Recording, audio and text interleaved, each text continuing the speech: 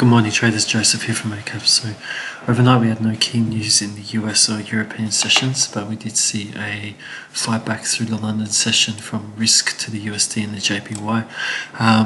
We can see now how great that rally was on the euro. The euro and the pound both jumped to the USD and against the yen, so the euro put on 0.31% and we saw the pound add also a nice comeback rally, adding 0.66%. The same was on the to the yen. We can see that there now, and the pound. Now, out of the three, the Aussie was strong to the yen, but it did stall against the US dollar.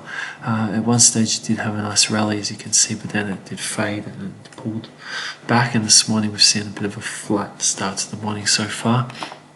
Now, we started the day with strong rallies from gold and oil after the developments on the weekend, which followed up from Friday.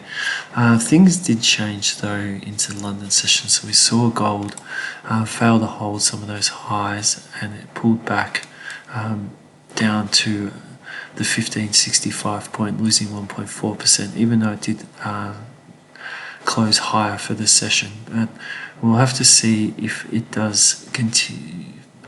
Decline does start, we could see possibly a fill of that gap and a retest of that high at 1552.60, and it was the same on oil. So after a very strong start, oil pulled back quite strongly, and we can see that we went all the way up to 64.55 before sellers really took over, and we had a move down from that multi high back down. It was at the end of the session, it closed 2.91% lower off the high.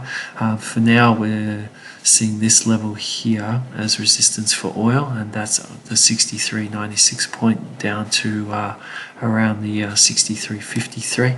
And traders have to keep an eye on that just to see if we have a repeat of what we saw in September, or if it's a bit lower and we just see basically a return back into that channel. So we've been watching this bull channel here, and we're just going to see if price just drops back into it, and then if buyers will return to the market to keep this rally going. So it could be just seen as a bit of an overshoot, which pulls back, and then we see we could see a higher low pattern, or just support pick up, and then if we see a continuation again, to retest this level.